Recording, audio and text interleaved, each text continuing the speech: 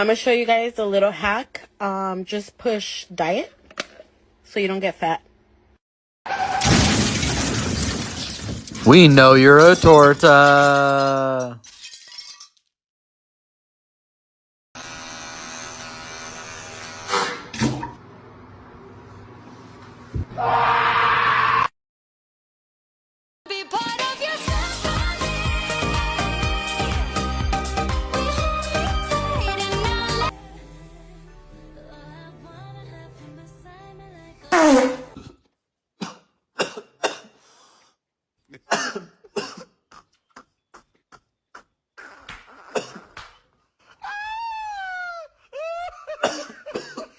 The destruction of this scale is dedicated to all of the women whose lives have been ruined and ruled by it. This is for us, ladies. Safety first. I'm tired of you stealing my life. I'm tired of you making me feel Well, like at least it's good to finally see her working out. That scale would probably break faster if you just stood on it. Huh? What? Not again! Ah! What does a submissive woman do for her man? Everything. What does that mean? All the things that he wants, and I pretty much read his mind. So it's like if I know you and I study you, like I know how you are in the morning, I know how you are about midday, I know when you're in this mood, what you need. Like before you can ever ask me for something, I'm already on it. You see, that's what I was trying to explain. Shut the fuck up. You're right. Everybody wants to know what I would do if I wasn't crazy. And the world may never know because that's boring. That's so boring. Ew. What do you think? What's wrong with it? Take the bell off.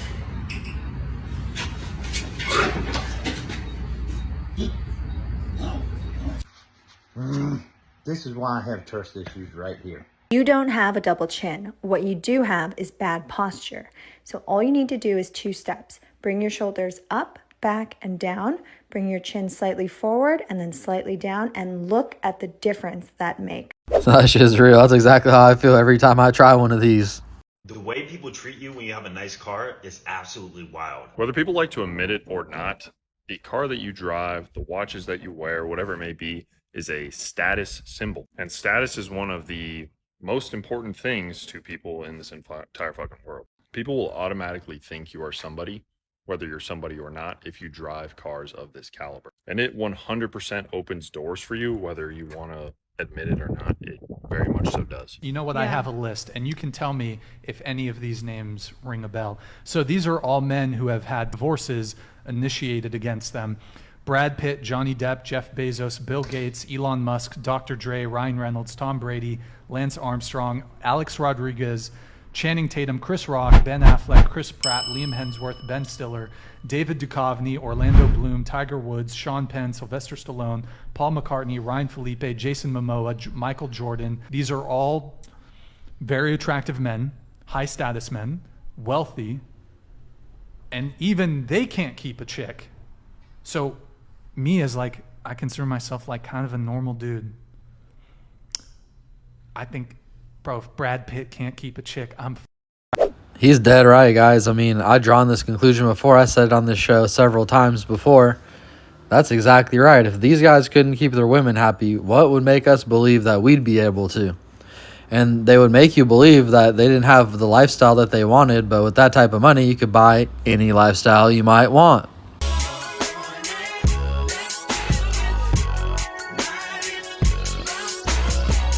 Listen to me very carefully. By age 25, you should be old enough to realize this. Most people never understand number 6 until they're 40. 1. Life is 100% better when no one knows anything about you. 2.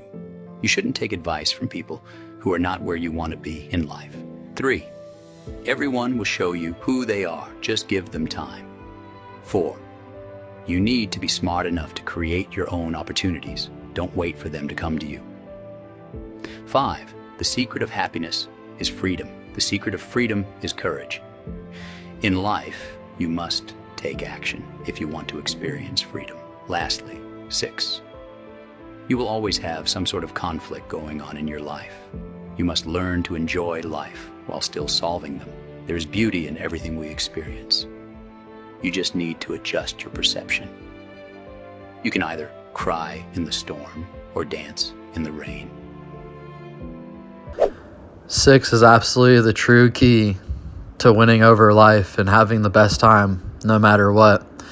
I swear I learned that one about 30 years old, and it changed my life in every way, because especially as you own more businesses and more YouTube channels and more stuff, there's so many moving parts that something's always going wrong. And in my 20s, it would ruin my dinner, but now nothing can get under my skin. I feel like nothing can actually bother me unless I consent to being bothered by it. And my expectation is that things are going to go wrong now. I know that they are. So I'm not bothered by that. I'm just going to overcome it. I've always overcome it my whole life. I found confidence in the fact that I've always overcome it no matter what. So I don't live in fear or anxiety anymore. Whatever's going to happen is going to happen, and I'll be sure to overcome it no matter what. Find peace, guys. And if you can't find peace, definitely dance in the rain. Honeys, excuse the bed hair, but look what we got. Krispy Kreme. Look at those. Look at those. So freaking good. Goodness, Honeys, a Krispy Kreme donut.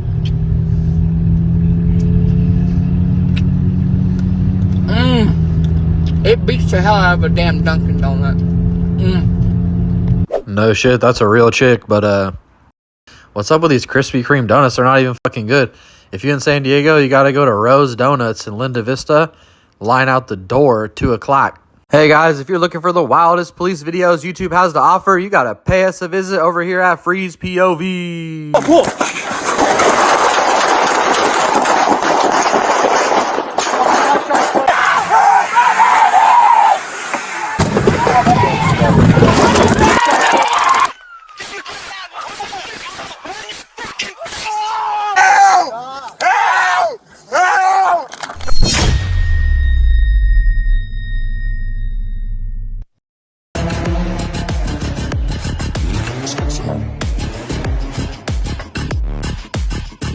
All right, see ya. Love ya. Love you. We'll talk more. All right. Drive safe. Yep. Watch out for idiots. Parents are always worried if you ride because there's a lot of dumb drivers out there. And, well, she definitely wasn't wrong.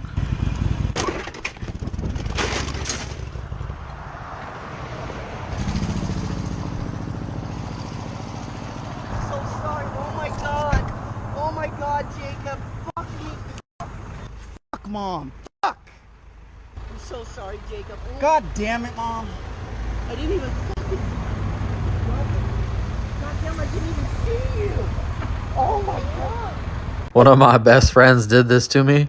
I was on a street bike, and it's like he was in a Honda, and the bumper just kind of bubbled over the tire and held the bike standing up. So it didn't like blow me that far out, and it didn't scratch the bike or anything at all. Man, you gotta watch out for these idiot drivers. If you meet a woman that takes accountability for her actions, apologizes when she's wrong, and strives to be better, immediately dump her. Get rid of her immediately. You're dating a man. Hoes don't do that.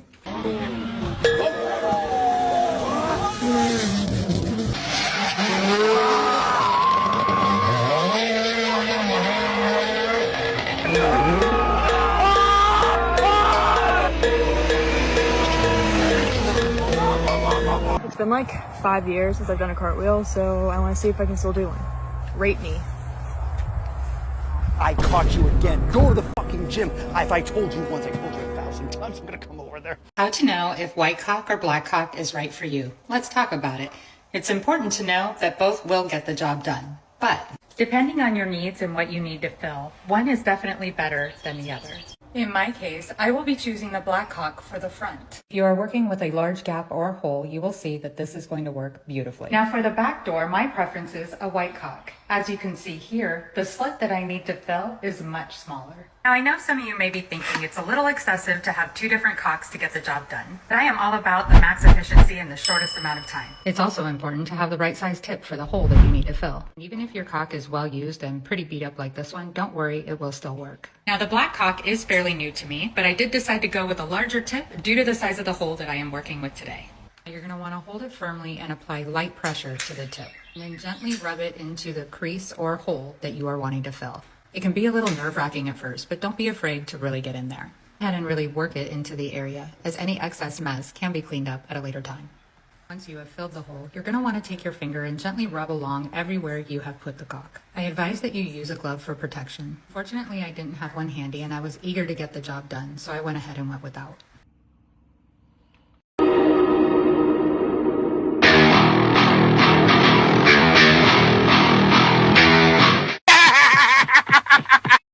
GT3 RS. We knew that the nuts didn't get warm, so we added the gooch coolant to the vehicle. All right, y'all, let's see what I got for you today. You know, I want to talk about maintaining your inner peace. And, you know, for me, when I was young, you couldn't have taught me this lesson no matter how hard you tried. See, I was really committed when I was young to the idea that things shouldn't annoy me. And that if things do annoy me, then I have every reason to feel annoyed. But, you know, in life, it's important to side with whatever serves you most. And even though that's logically sort of correct, or maybe even 100% correct, it doesn't serve me well. Ultimately, when I got into my 30s, I really realized that the real situation here was that no matter what annoyed me, I wasn't going to allow them the power, or that thing, the power to destroy my whole day. I was never going to allow an annoyance to disturb my inner peace to the core, especially if I could control it. In fact, what I would do is I would still get annoyed, but I would just discredit it. I would just think, wow, that's annoying, and then I'd move on as fast as I can. You know, it's really a decision that we make as a man, whether or not we're going to let things come and destroy our day. And every single day, if you're involved, things will take place.